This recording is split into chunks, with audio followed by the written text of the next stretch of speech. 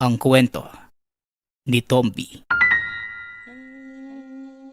Ang kwentong ito ay hango sa totoong buhay. Mula ito sa isa nating tagapakinig. Karanasan ito ni Lando. Walang eksaktong taon. Probinsya ng Agusan. Hindi madali ang pamumuhay lalo na kung umaasa sa labnisan. 5 hanggang 10 taon ang bibilangin bago makaani. Kinakailangan pa ng iba yung pag-aalaga para maayos ang tubo ng bawat puno. Ito ang kabuhayan ni Mang Lando. Kung tutuusin, pwede naman siyang kumuha ng ibang trabaho. Subalit mas pinili ang ganitong kalagayan. Paliwanag na matanda. Ito ang kabuhayan ng pamilya magmula pa sa pinakaninuno. Hindi magawang bitawan dahil nagsisilbi na ring yaman ng angkan. Kilala din ng mga negosyante mula sa lumang henerasyon hanggang sa kasalukuyan. Daan-daan ang kukuhanin lalo na kung si Don Julio ang tatawag. Kilala ang matandang ito bilang supplier ng lapnisan sa mga pabrikang gumagawa ng pabango. Sa isang bagsakan, malaki talaga ang kikitain. Isa sa rason kung bakit hindi maiwan-iwan ni Mang Lando. Magkanda baluktot man sa pag-aalaga ng mga puno. Daan-daang libong piso rin ang babalik. Kung susumahin, milyones na ang naibulsa sa loob ng ilang dekada. Mag-isa na lamang din si Mang Lando sa buhay. Subalit imbis na mamuhay sa marangyang pamamaraan, pinili nito ang simple. Sapat na ang makakain ng 3 beses sa isang araw at makapagmeryenda. At para sa hindi nakakaalam, hindi uso ang bangko. Ang silong ng tahanan ang nagsisilbing imbakan ng limpak-limpak na salapi. Hekta-hektaryang lupain ang pagmamay-ari at ito ang ginawang plantasyon. Sisimula ng pagtatanim sa buwan ng Hulyo. May tamang distansya ang bawat binhi at katamtamang dami ng pataba upang maayos ang tubo. Hindi mauubusan kahit daan-daang puno pa ang putulin. Dahil doble ang bilang ng itinatanim sa mga pinutol.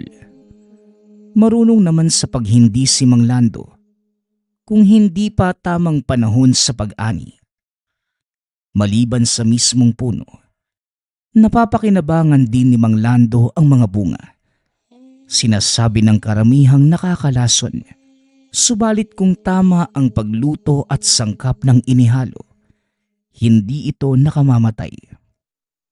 Kaso nga lang, iba ang ginawa ng matanda. Ang sa kanya, ginawa niya itong sangkap sa langis. Ang mga kakilalang albularyo ay sa kanya kumukuha. Kapag nakakagawa si Mang Lando, aasahan na hindi natural ang langis. May kasamang basbas at bisa na higit pa sa tipikal na lana. Sa hindi nakakaalam, maliban sa lapnisan, inaabala rin ni Mang Lando ang sarili sa paggawa ng langis.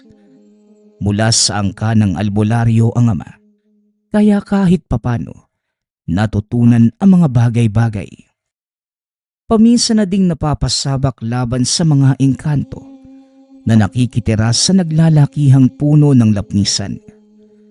May kakayahan din itong makipag-usap sa mga elemento, katulad na lamang ngayon kasalukuyang nagbubunot ng ligaw na damo nang matamaan ng bunga sa ulo. Buntong hiningang nagkibit balikat kaso makulit ang nasa itaas.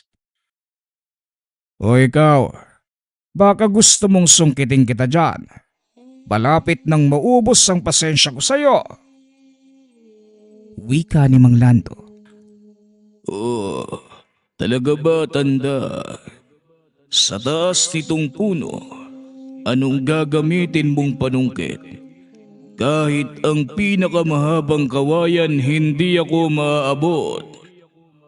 Tugon ng kapre na tila iniinis pa si Mang Lando. Kung bugahan kita ng langis dyan, hindi pa rin ba aabot? Ikaw ha, walang araw na hindi mo ko ginagalit. Pwede bang magpaawat ka naman? Ano bang pangalan mo?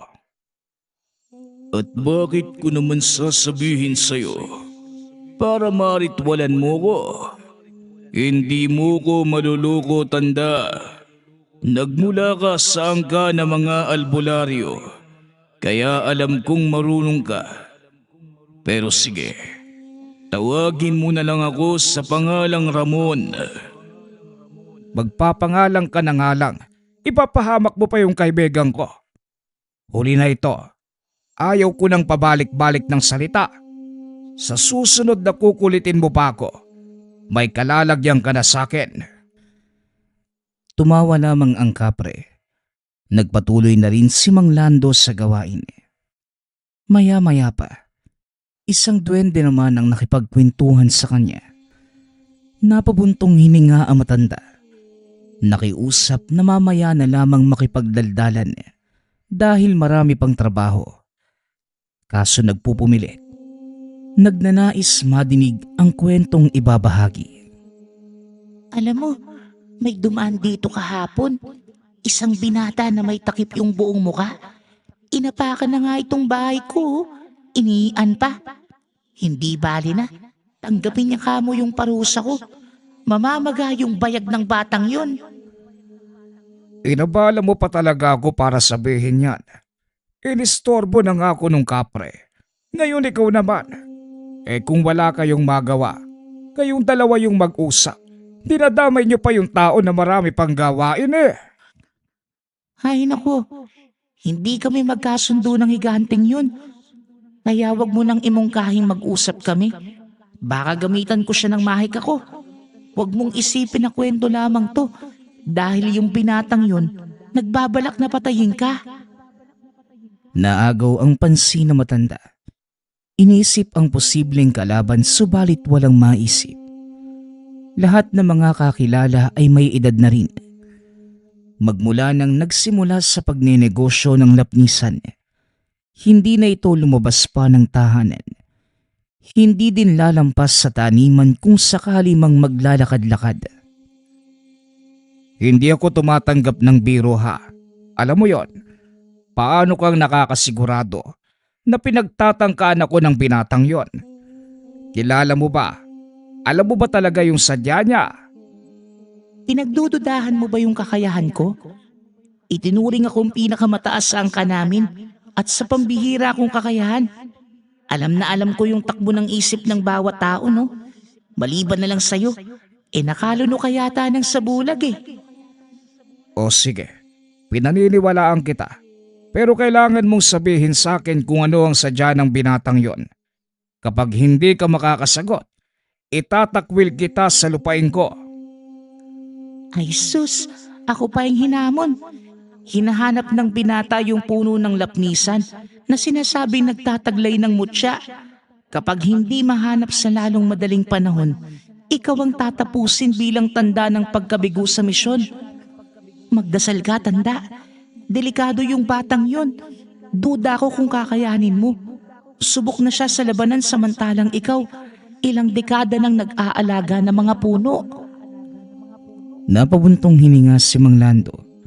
Hindi magawang baliwalain ang sinabi ng duwende. Pagkabalik sa tahanan, hinalungkat ang mga gamit na naiwan ng mga ninuno. Kinuha ang kahong naglalaman ng pinakamahalagang bagay. Nakahinga ng maluwag nang makita ito. Minsan na ding pinagtangkaan noon. Kamuntikang mawala. Ngayon ay hindi na makakapayag na maulit. Mas mabuti nga siguro kung magpakita ang binata ng sa gayon. Magkaalaman na. Kung laban ang gusto niya, mapagbibigyan ko naman. Binuksan ni Mang Lando ang kaban niya. Tumambad ang isang punyal na nooy pinanday at binaspasa ng iba't ibang albularyo. Madami na rin ang napugutan nito. Aswang o kahit pa yung mga elemento na walang pisikal na anyo. Matagal na rin ang huling laban, kaya nasasabik ng madinig ang sinabi ng duwende. Maya-maya pa, nagmamadali sa paglabas nang tumawag si Ramon. Pinapasabi nga pala ni Don Hilario kung pwede ba raw makaputol ng kahit 10 puno ng lapnisan. Kinakailangan lang dahil nagdadagdag ng order yung suki niya. Bahala na kahit hindi masyadong matanda yung puno. Ramon, alam mong hindi ko pinuputol ang puno kapag wala pa sa tamang edad. Hindi pa nga umaabot ng 5 taon eh. At bala kong sa susunod na dekada pa magbebenta. Pakisabi kay Don Hilario. Unawain niya na lamang. Pero pare, pagbigyan mo na. Ngayon lang naman eh. Kailangan lang talaga doon sa pabrika na binabagsakan niya. Huwag kang mag-alala. Doble daw yung ibabayad. Eh kahit itriple mo pa, hindi maaari. Ginagalang ko ang mga puno. Saka lang puputulin kapag nasa wastong edad na. Alam na rin to ni Don Hilario ah. Pakipaalalahanan na lang. Baka nakalimot. Napakamot ng ulo si Ramon. Maya-maya pa, inutusan ang tauhan na puntahan ang negosyante para pagsabihan niya. Pasensya ka na pare. Napilitan lang talaga ako eh.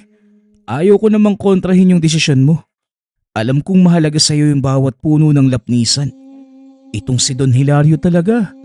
Maaga sa bahay, kinukumbinsi ako. Ito, napilitan na.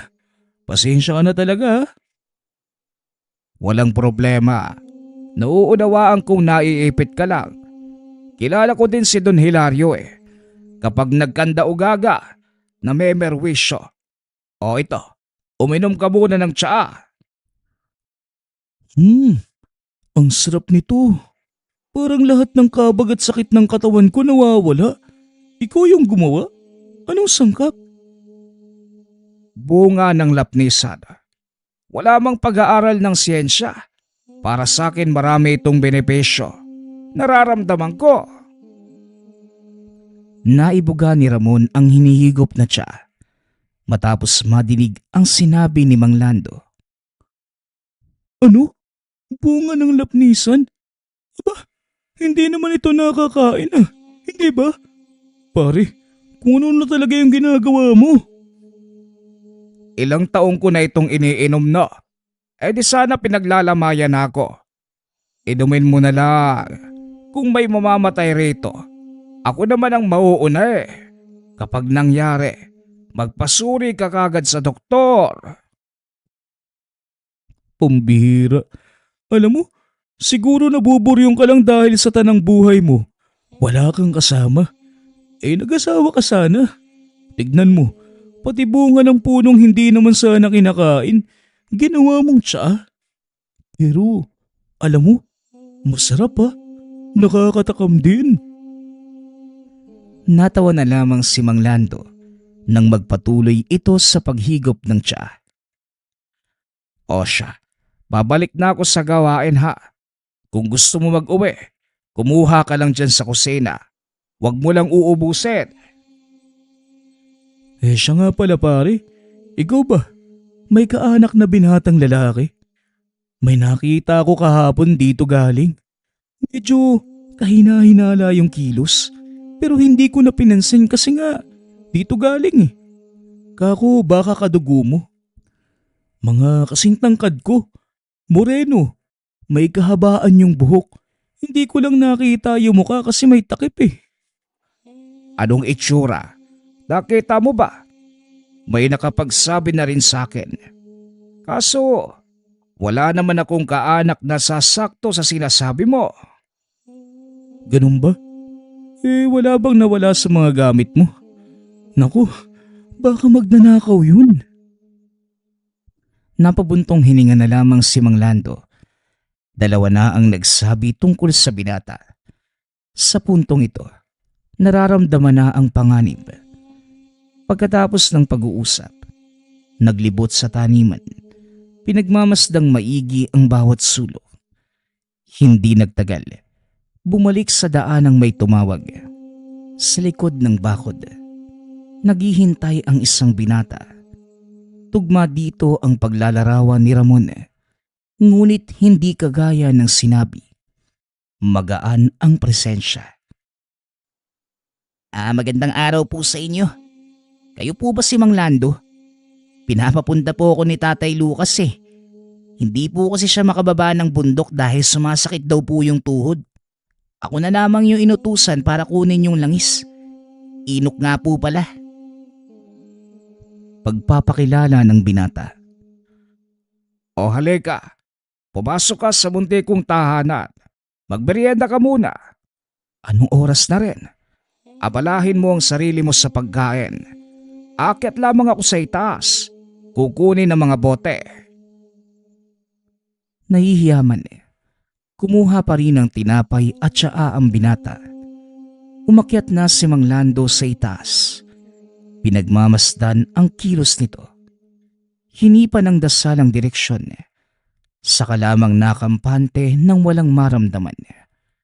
Matapos makuha ang mga langis, nagmamadali na sa pagbaba. Nako, pasensya na po kung naparami yung kain ko. Yung tsaa po kasi, ang sarap. Tamang-tama lang yung anghang. Tapos may kaunting aroma ng iba't ibang sangkap, kagaya ng luya at lapnisan. Aba, ikaw pa lamang ang nakatama sa mga sangkap ko. Marami pa akong nilagay pero napangalanan mo ang iila. Dalhan mo si paring Lucas. Baka sakaling makatulong sa pananakit ng tuhod niya. Ito pala yung langis na sinasabi niya. Maraming salamat po ah. Di na po pala ako magtatagal. Kailangan ko nang lumakad eh. Malayo pa yung uuwian ko. Maraming salamat po ulit. Pinagmasda ni Mang Lando ang papalayong binata. Ngayon lamang napansin ang paggulo ng langis. Talagang uso na ngayon ng sabulaga. Naisahan mo ko binata. Sige lang, ipagpatuloy mo. Hanggat wala kang ginagawang masama, kakaawaan pa kita. Hindi ko rin ugaling pumuksa ng hindi nalalaman ang tunay na pakay.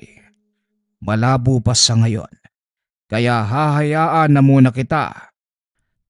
Makalipas ang ilang oras, binabagabag ito sa ideya ng binata. Lalong hindi mapakali ng sulsulan pa ng duwende. At para malinawan, sinadya ang tahanan ni Mang Lucas. Matapos malampasan ang kabundukan, nahinto sa pagbungad sa palayan. Nakakalat ang mga espantaho na aakalain mong nagkaroon ng sariling buhay. Sanhi ng hangin ang paggalaw. Ngunit sa sulok ng paningin, tila mga nilalang na nakaantabay. Nagpatuloy lamang sa pagbaybay ng daan si Mang Lando. Panay iwas sa apoy mula sa bitbit na sulo. Walang hangin ngunit sumasayaw ito't gustong dumapo sa mukha niya. Maya-maya pa, kapansin-pansin ang presensya. Kumpirmado ang pagkakakilanlan ng kumulo ang langis. Nang kusa itong ilantad ang sarili. Napangiti ang matanda. Kaharap ngayon ang nilalang na kung tawagin ay bawan. Isang uri ng sigbi na sinlaki ng kalabaw. Madalas itong alaga ng gabunan. May mahabang buntot na isa sa ginagamit pamatay ng biktima. Magsinghaba at tulis ang mga ngipin at kuko. Matitingkad ang mga tenga. Nanlilisik ang mga mata. Kilala sa bilis ng kilos lalo na kung sapat sa pagkain. At para sa nakakaalam ng ganitong klase ng nilalang, ginagamit ito ng gabunan para manalasa sa mababang uri ng angkan. Dahil ang tanging kinakain, aswang na nahahanay rito. Nakiramdam si Mang Lando. Wala namang ibang halimaw sa paligid. Wala din ibang tao. Kaya naman isa lang ang naisip ng matanda. Siya ang pakay ng nilalang. Mula sa pagkakayapos ng itim na tela, nilabas ni Mang Lando ang punyal. Nang makita ito ng nilalang, kapansin-pansin ang takot sa mga mata. Gustong tumakbo subalit para bang may pumipigil. Dahilan para ipagpatuloy ang pananalakay. Sa isang kurap ay bigla itong nawala. Nang mapansing nasa likuran, tila aararuhin sa bilis ng takbo. Nakailag naman na matanda at hindi na pinahaba ang oras. Sinabuyan niya ng langis sa tinaga. Dumagundong ang tunog ng paghiyaw at pagbulusok sa palayan. Nagwawala habang pagulong-gulong sa putikan. Magpasalamat ka, tenga mo lamang ang naputol. Huwag kang umiyak. Gagaling pa naman yan. Pwede namang ako na lamang yung gumamot. Yun ay kung magsasabi ka kung sino ang amo mo. Wika ni Mang Lando. Umiyaw ang bawan. Nang makayanan ang sakit ng naputol na tenga, masama ang titig na humarap kay Mang Lando. Handa na sana sa pagsugod. Nang iduro ang punyal, wala itong nagawa kundi manatili sa kinatatayuan. Hindi ko na uulitin pa ang sinabi ko. Kaya sumagot ka na. Baka sakaling palampasing kita. Umangil ang nilalang. Habang inuunawa ang ibig sabihin, isang bato ang umagaw ng pansin. Nang malingat dahil umilag, dito tuluyang nakatakas ang bawan. Nang sulyapan ng bato, kahubog ito ni Inok. Base sa nangyari kanina noong kaharap ang binata at ngayon, buo ang kutob na isa itong kalaban. Nakalayo na rin kaya hindi na nag-abalang sumunod. Nagpatuloy sa pagbaybay ng daan papunta sa tahanan ni Mang Lucas. Magiliw siyang pinapasok ng albularyo. Tinapos nito ang ginagamot na pasyente bago hinarap. Magkape ka muna. Gawa lang ito sa bigas na mais. Kaya pagpasensyahan nyo na. May tirang biskwit pa dyan. Pagtiyagaan mo na lamang. Siya nga pala. Hindi mo naman ugaling bumisita sa bahay-bahay. Anong meron? At napadpad ka ngayon. 10 oras pa ng gabi. Nakiramdam muna si Mang Lando. Kaso nga lang, masyadong malinis at walang bahid ng kasamaan. Naguguluhan na matanda kung may kaugnayan ba ito sa binata. Siya nga pala. Wala ka bang anak na binata? Pamangkin o apo? May pumunta kanina sa bahay ko eh.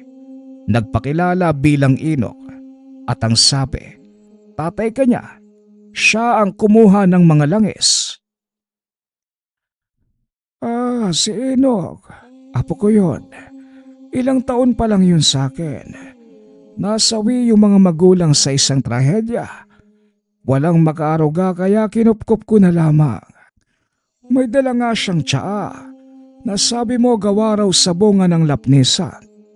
Pare, hindi ba tayo malalason yan? Sandali. Ito bang apo mong si Inok nandito? Oo, naroon sa kwarto niya. Naulanan kasi habang pauwi kaya ayon hinapoy ng lagnat. Nagpapahinga. Nakiusap si Mang Landong silipin ang binata.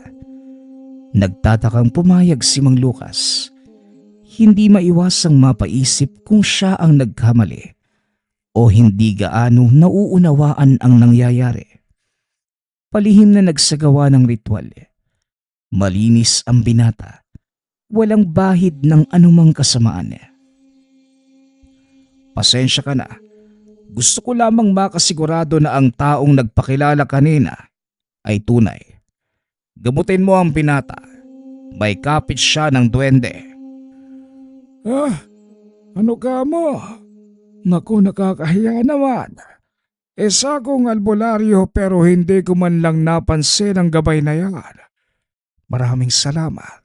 Kahit pala hindi mo araw-araw sinasanay ang iyong sarili sa lihim na karunungan, Nariyan pa rin pala sa pagkatao mo ang pagiging mahusay. Nasa dugo niyo nga talaga. Hindi na rin ako magtatagal dahil may kinakailangan pa akong tapusin. Pasensya ko na kung naabala kita. Nako, gabi na. Kahit may tinatago kang karunungan, delikado pa rin yung daan. Dito ko na lang magpalipas ng gabi. Napatango si Mang Lando. Pumayag na din para mapag-aralang mabuti ang apo. Gustong makasigurado na wala sa tahanang iyon ang kalaban. Kinabukasan, nakumpirma na matanda na inosente ang binata. Dito napagtanto na maaaring kinopya ng kalaban ang katauhan ni Ino para lituhin siya. Ngayong alam na, hindi na ito magagamit laban sa kanya. Sa pagbaybay ng daan pauwi, napahinto muli sa palayan. Naroon ang mga magsasaka. Napapatanong sa nangyari. Nasira ang malaking bahagi ng taniman. Sa napapansin ni Mang Lando, may kasama sila na hindi dapat naroon. Sinuri isa-isa hanggang sa nasipat ang nag-iisang lalaking nakatingin. Ngumisi pa ito at nakatitig sa kanya ng makahulugan. Nang kumilos ang matanda, nagmamadali naman ito sa pag-alis. Dali-daling sinundan, umakyat sa bakod ng baluarte. Hindi na bahala si Mang Lando dahil sa oras na nasa pagmamay-aring lugar ang kalaban. Wala na itong takas. Nilabas ang punyal at nagsaboy ng langis sa paligid. Nakita ang lalaki, nakalambitin sa puno ng lapnisan. Ay nako, iho. Masyado ko namang kampante. Ginamit mo pa ang katauhan ng iba para manalasa dito sa teritoryo ko. Aminin mo nga, ano ba ang sadya mo? Gusto ko lang naman sanang malaman kung ano na ang kalagayan ng buhay mo ngayon, Lando. Matagal na rin noong huli tayong nagkita.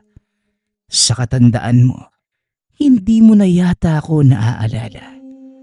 Isa pa, duda ko kung sa ulo mo ang mga nakalaban mo dati. Napaisip ang matanda. Masyadong pamilyar sa kanya ang boses. Kaso nga lang, hindi mapangalanan. Diretsahin mo na nga lang ako. Ano ba talaga ang sadya mo? Huwag na nating pahabain ang oras.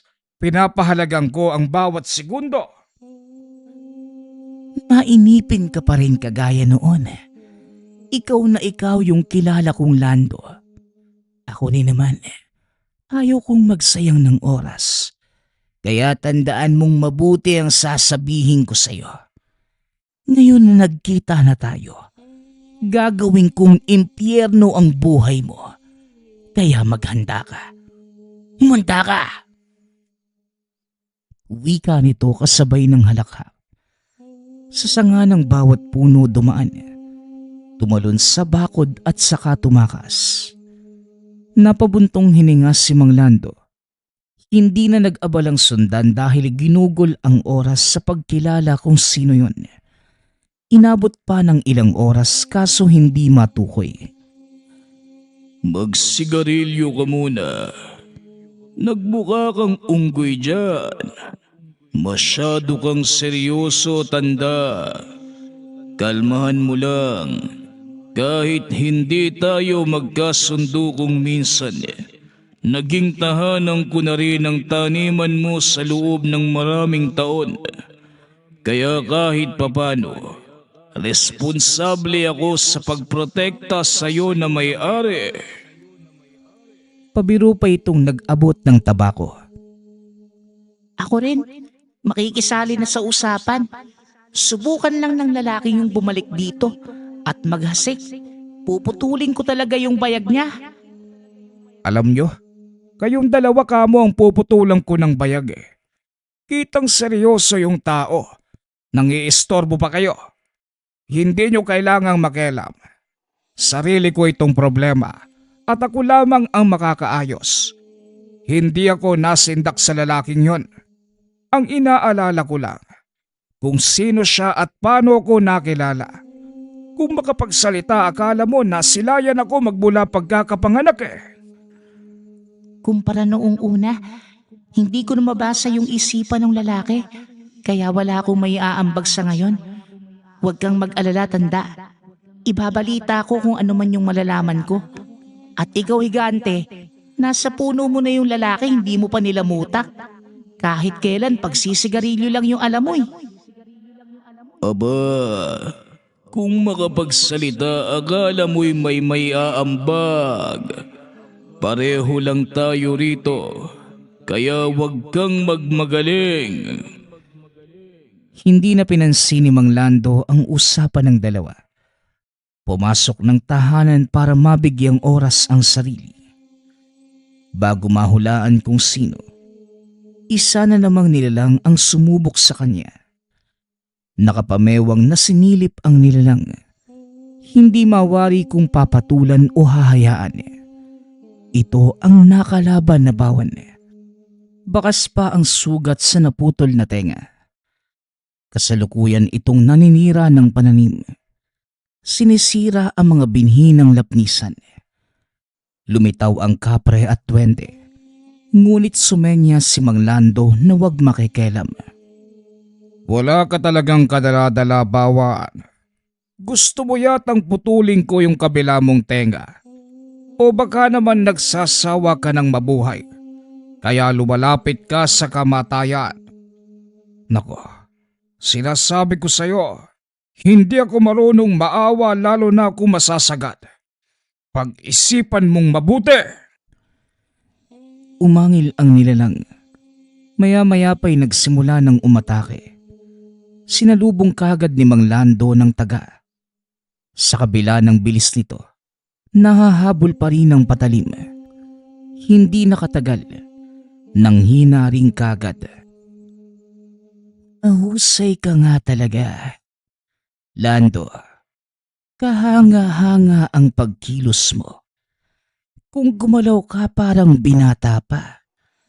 Kung hindi kita kilala, masasabi kong hindi tugma ang liksi mo sa edad mo ngayon. Ilang taon ka na nga ulit? Alam mo, kanina ko pa iniisip kung sino ka talaga. Sigurado ko ngayon pa lang tayo nagkita. Hindi ko na itatanong kung sino ka. Alam kong hindi ka rin naman sasagot. Hahayaan ko na ang takbo ng pangyayaring ito ang lumantad ng tunay mong katauhan. Siguraduhin mo lang na may sapat kang rason para hindi kita mapatay. Ay sus, nananakot ka ba? Hindi na uso ang paninindak, Lando. Ang mabuti pa, iligpit mo na ang bawan dahil may susunod pa dyan. Bago makakilos si Mang Lando, muling umatake ang bawan. Pinigilan siya nitong habulin ang lalaki. Kinagat sa binti.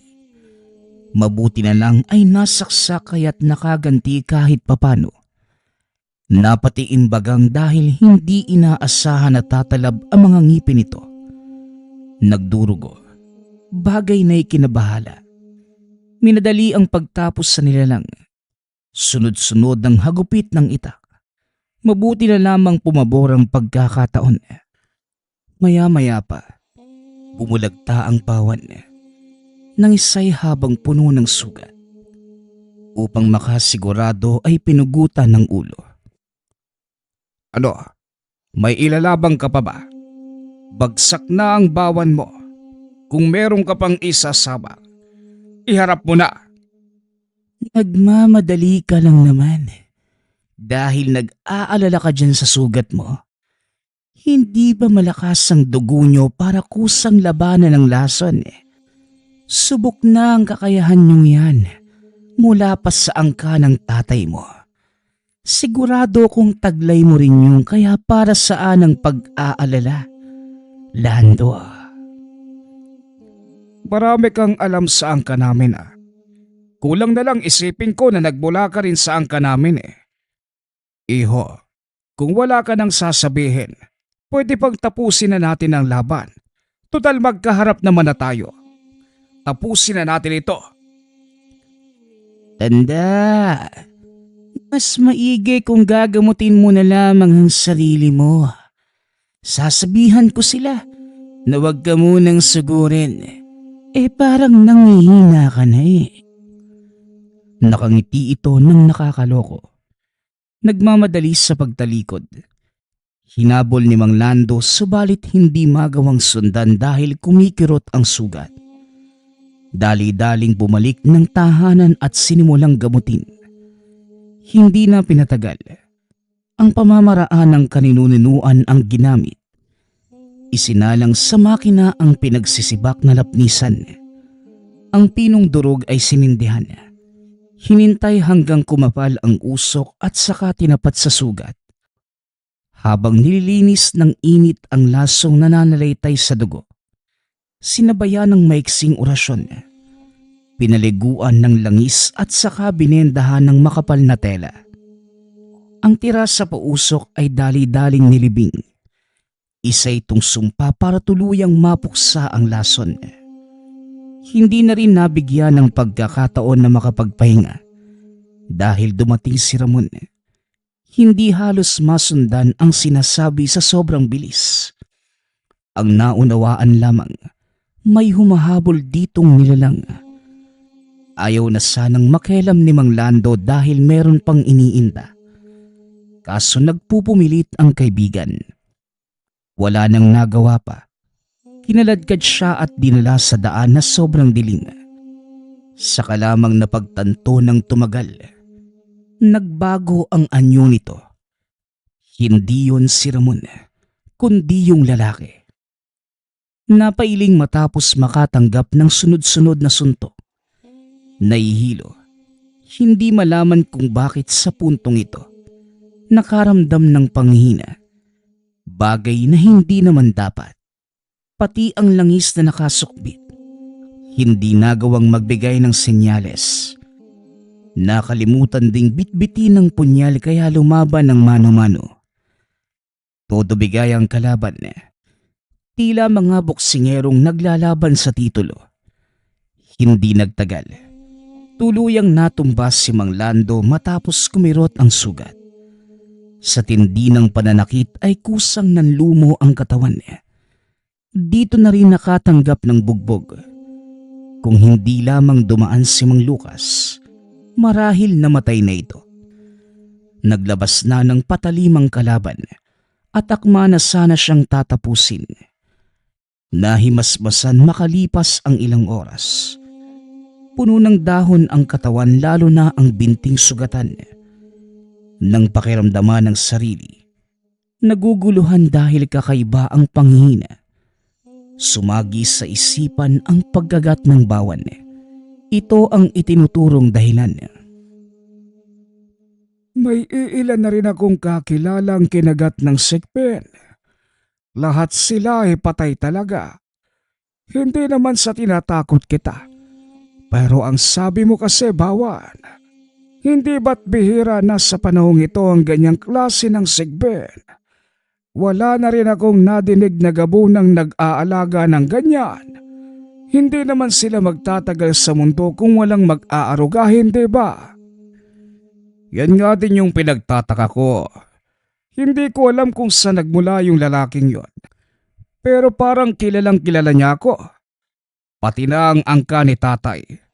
Kahit anong isip ko, hindi ko siya mapangalanan. Yan din ang kanina ko pa inaalala. Nakita ko yung lalaking yun noong nagpulong kami para puksain yung nambebektimang aswang. Malala yung kaso ng Yanggaw sa panahong yon. Kung hindi ako nagkakamali, tinawag siya sa pangalang Tasyo. Yun ang pagkakarinig ko. Tasyo, wala naman akong kilala na may ganyang pangalan . Kwento mo nga yung nalalaman mo sa kanya. Kay paring igme ko rin ito nalaman. Likas kasi sa akin ang mag-usisa. Ang sabi niya, Hindi tugma sa itsura ng lalaki yung edad nito. Kumbaga, sobrang tanda na ng edad pero batang-bata ang itsura. Kung mukha ang tatansyahin, parang nasa 40 taon lamang ano. Pero mahigit 80 taon na sa totoo lang. Hindi nga lang siya sigurado kung anong lahi. Nakita lamang niya ito sa daan. Wala rin siyang katulong kaya kinupkop. Hindi nagsasalita kaya hanggang doon na lamang ang alam ko. Namayapa na si paring Igme, kaya wala tayong mapagtatanungan. Ano ba ang sadya nito sa'yo? Bakit ka pinagtatangkaan? Hindi naman siya mukhang gabunan kaya paano ka mo nagkaroon ng bawan? Napabuntong hininga si Mang Lando. Siya man, hindi rin alam kung ano ang dahilan ng pananalakay nito. Habang nagpapagaling, matyaga ring naghintay sa pagbabalik ni Tasyo. Nahihiwagaan sa katauhan nito, nasasabik na muling magpakita. Tumulong na rin sa paglatag ng pangontra sa buong lugar si Mang Lucas. Bumabalik ito tuwing takip silim para samahan siya sa pagsapit ng gabi. Nang may kumatok sa bakod na yari sa yero, inihanda kagad ang punyal. Bumungad si Ramon. Papasok na sana ito ngunit hinarangan niya. Gusto lamang makasigurado na totoong tao ang tatanggapin sa tahanan. Sa asta mong yan parang kakatay ka ng tao ah. Kakaiba yung punyal mo ah. Saan yari yan? Hindi ko naman naangkinin. Titignan lang eh. O siya, wag na. Nandito ako para kumbinsihin ka ulit. Si Don Hilario may bago na namang pakiusap. Pagbigyan mo na lang para matapos na tayo. Pabalik-balik na naman sa bahay. Nagpapahanap siya ng ligaw na lapnisan. Natigil si Mang Lando nang madinig ang sinabi nito. Ligaw na lapnisan. Hindi ito basta-basta termino na tumutukoy sa lapnisang tumutubo sa kung saan. Dito na rin nagsimulang magduda sa katauhan ni Don Hilario. Ilang dekada na niya itong suki. Subalit sa ngayon, mukhang unti-unti nang lumalantad ang katauhan niya. Sige ka mo, sabihin mo sa kanya. Hahanapin ko yung tinutukoy niyang ligaw na lapnisan. Kailan niya ba kailangan? Sa lalong madaling panahon daw. Aba, ano nakain mo ngayon? Pumayag ka kaagad. Maraming salamat talaga ha. Siya na rin yung magbibigay ng bayad. Dahil gusto niya, ikaw mismo yung maghatid sa lapnisan. Sa puntong ito, lalong namuo ang kutob na matanda. O sige, sabihin mo sa kanya kaunting tiis lang ha. Dadalhin ko rin ang pinapahanap niyang ligaw na lapnisan. Pagkalis ni Ramon, binuksan muli ang kaban. Kinuha ang mutya na nagmula pa sa kaninu-ninuan. Ipinapasa sa bawat henerasyon ng angkan. Ito ay walang iba, kundi ang mutya ng lapnisan. Muli ay binuhay ito mula sa napakahabang pagtulog, dinasalan at kinargahan ng orasyon. Pasensya ka na kung naistorbo ko ang pamamahinga mo. Magpapatulong lang ako para sa misyon na ito. Aasahan ko ang pagtutulungan natin. Kagaya pa rin ang nakasanayan. Tatapusin ang kalaban sa lalong madaling panahon. Palipat-lipat ang tingin sa mutya at punyal. Hindi nagtagal. Lumabas na rin at nagsimulang hanapin ang tinutukoy na ligaw na lapnisan. Kung bibilangin, ito na ang tamang oras para muling magsilang ng mutya. Noong kapanahunan ng pinakaunang ninuno na nag-aaral ng karunungan, nagritual sa binhi ng lapnisan. Magsisilang ng mutya sa bawat pagsapit ng 30 taon. Nakuha na ang unang bunga at ngayon ang ikalawa. Pumunta sa kagubatan kung saan tumutubo ang mga puno. May lapnisan, subalit hindi ito ang pakay. Naglakbay sa kabilang gubat. Ganun pa rin ang naabutan. Hanggang sa napansin ng mga bakas. Nang pakiramdaman, may nauna na sa kanya na naghahanap din ng puno. Binilisan ni Mang Lando ang kilos sa takot na maunahan. Kagaya ng inaasahan, lupo ng umatraka ang naabutan. Mula rin sa angka ng mga sigbin, subalit iba ang lahi. Kung ang bawan ay sinlaki ng kalabaw, ito namang umatraka, sinlaki ng baka. Kumakain pa rin ang aswang na nahahanay sa mababang uri. Kamukha lang din ng bawan, ngunit ang pinagkaiba, hindi umaatake ng nag-iisa. Ngayon, 3 ang kaharap. Mga pare, balita ko hinahanap nyo raw yung ligaw na lapnisan ha. Baka pwedeng sumabay sa inyo. Naghahanap din ako eh. Pabirong wika ni Mang Lando. Bagay na hindi nagustuhan ng mga ito. Naghanda na rin ng magsimulang humiyaw. Bigla itong umatake. Kumpara sa bawan, wala itong takot kahit ano pang medalyon ang iwas-iwas sa mukha. Ang alam lamang nito, umatake ng umatake. Kaya nang ibalandra ang punyal, baliwala lamang ito. Hinigpitan ni Mang Lando ang planong pagpapatumba.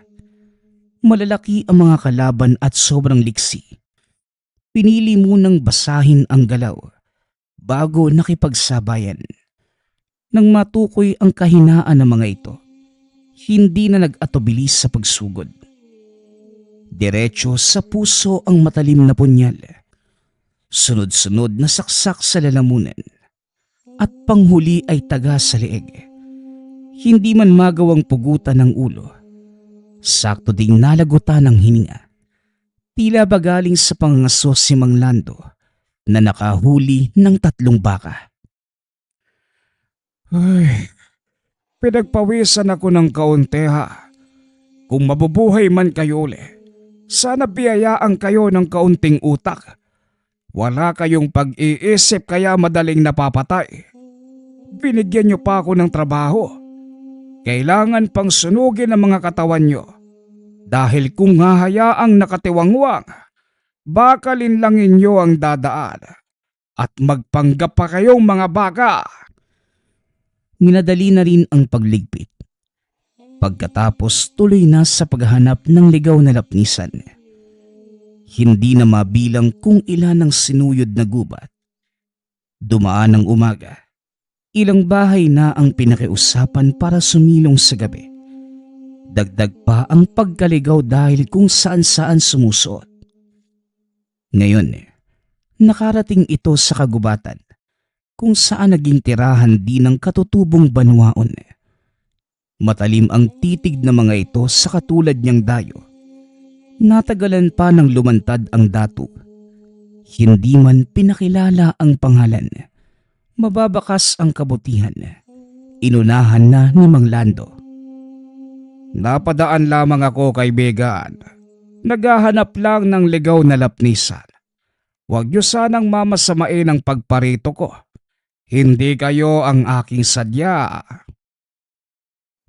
Tumingala sa kalangitan ng datu. May binulong sa hangin. Nagsagawa ng maiksing dasal. At nang magmulat, sinagot si Mang Lando. Makikita mo ang puno ng ligaw na lapnisan kung saan nakaturo ang huling sikat ng araw. Ito din ang punong nakatadhanang magsilang ng mutya. Sandali, paano mo nalaman ang tungkol rito? Unahin mo muna ang paghanap ng puno bago ang pagtatanong. Hindi lang ikaw ang pinag-uusapan dito. Maraming nagnanais sa punong yun. Napatango si Mang Lando. Matapos magpasalamat, tumuloy na sa paglalakbay. Hinintay ang paglubog ng araw. Umakyat sa pinakamatayog na puno para masilayan ang sikat nito. Walang kurap na pinagmasdan at nang masilayan ang direksyon ng huling sikat. Walang pagdadalawang isip na pinuntahan. Sa wakas, nahanap din ang ligaw na lapnisan. Hindi na tumunganga. Sinimulang tagain ng puno. Maya-maya pa'y natigilan nang mapansin ang presensya sa paligid. Hindi nag-iisa. Binaliwala dahil nakatingin lamang ang mga ito. Kaso nga lang, naglikot ang kamay ng isa. Aksidenteng pinihit ang gatilyo ng baril. Wala na ring rason para magtago. Lumantad ang mga ito sa utos ng amo. Walang iba, kundi si Don Hilario. Inutil kasi ang pesteng ito. Sa katinang kamay, bumaril ng walang pahintulot. Bilisan mo ang paghahanap ng mutya, Lando. Mutya, sa pagkakaalam ko, puno ng ligaw na lapnisa ng inutos mo. Yun ang sinabi ni Ramon. Alam kong hindi ka bobo para ganyan ang pagkaunawa sa ligaw na lapnisan. Tayo lang naman ang nandito. Huwag ka nang magbaang-baangan. Kalmado lamang itong humihit-hit ng sigarilyo. Itinigil ni Mang Lando ang pagtaga. Sa katunayan, wala namang balak putulin ang puno. Umakto lamang para kay Don Hilario. Hakbang na sana para turuan ito ng leksyon. Kaso nakita si Tasyo sa hindi kalayuan. Nakangisi ito habang kumakaway at sahudyat. Sumunod ang mga alagad na bawan. Hindi nakakilos si Don Hilario at ang mga tauhan nito. Ilang segundo lang ang tinagal. Binawian lahat ng buhay. Ako naman ang mag-uutos sa'yo. Hanapin mo na ang mutya. Wika ni Tasyo. Pumalit sa pwesto ni Don Hilario. Pinulot pa nito ang tabako. Ano nga bang pangalan mo? Tasyo, tama. Hoy, hindi mo ko mauutusan. Magkalinawagan nga tayo. Ano ba talagang problema mo sa akin? Hindi na ako magugulat kung pati pangalan ko alam mo na. Pero sana pati dahilan ng pagsalakay ko sa'yo, meron kang ideya. Nakakapagod sumagot eh. Baka kulangin ang araw at gabi sa kwento ko. Hulaan mo na lang. Alam mo, masyado kang maraming alam sa angkan ko. Dahil dito, naisip ko na baka isa ka sa kalaban ng mga ninuno ko. Hula-hula lang, pero malay natin tama ako. Hindi ba? Sige, hahanapin ko ang mutya para sa'yo. Pero ano namang gagawin mo ron? Hindi gagana ang gamit sa katulad mo na isang mantas. Matapos ang ilang pag-isip at pag-intindi sa presensya ni Tasyo, sa wakas, natukoy din ang lahi nito. At dahil likas sa isang mantas ang magagalitin, kapag nakakaramdam ito ng galit ay kusang nagpapalit ng anyo. Wala din itong ibang alam kundi patayin ang sumagad ng pasensya. Sa hindi nakakaalam, isang uri ng aswang ang mantas. Taglay nito ang katawan ng tao na hubot-hubad.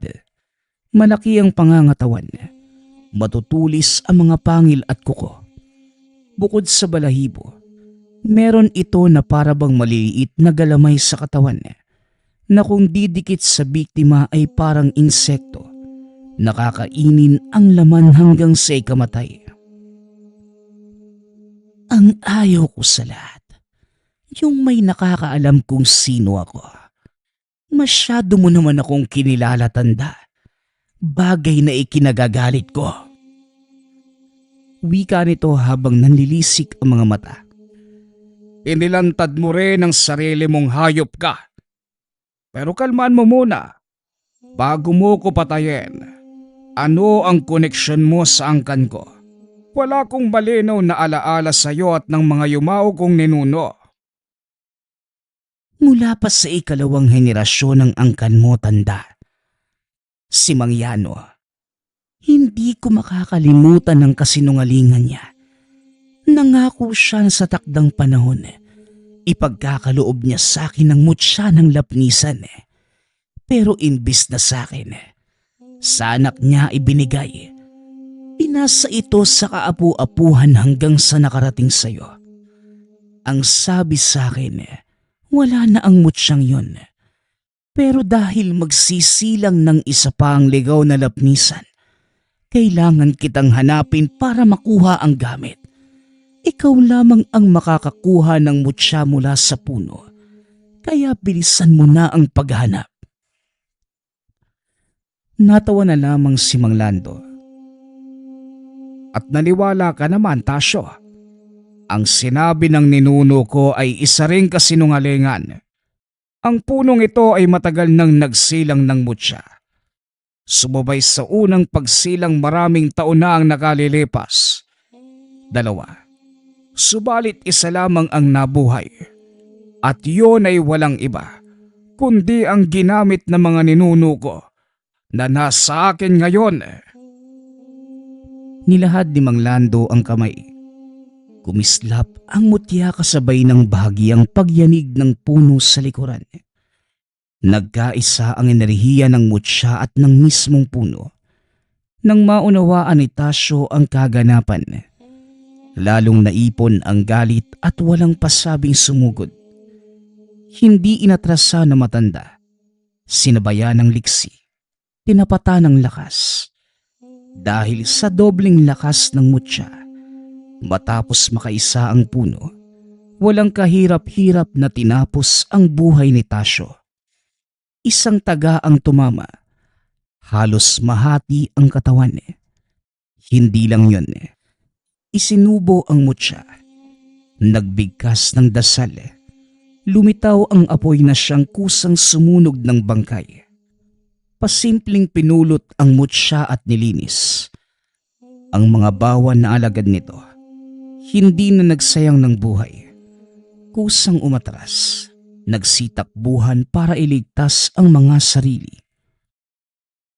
Kung tutuusin, pwede naman sana kitang iligpit noong araw na una tayong nagkita. Pinalampas ko lang talaga ang pagkakataon para malaman kung ano nga ba ang sadya mo sa akin. Malas mo lang na hindi umayon sa iyo ang pagkakataon. Malakas ka sana, pero mas malakas ang mutya ko. Dinuraan ni Mang Lando ang abo ni Tasyo. Nilibing ito sa mismong puno ng lapnisan. Maya-maya pa, nagbigay galang sa puno at saka nilisan ang lugar. Napagbuntong hininga ng makauwi. Nagpang-abot ang pagod at ideya tungkol sa mga nangyari. Gayunpaman, nasa kanya ang huling halakhak. Matindi man ang pagsubok na binigay ni Tasyo sa kanya, ngunit siya pa rin itong nanalo sa huli. Nagpapasalamat nga pala ako sa lahat ng sumusuporta sa ating channel. Nawa ay patuloy niyong suportahan at pakinggan ang ating mga kwento. Hanggang sa muling pakikinig. Paalam.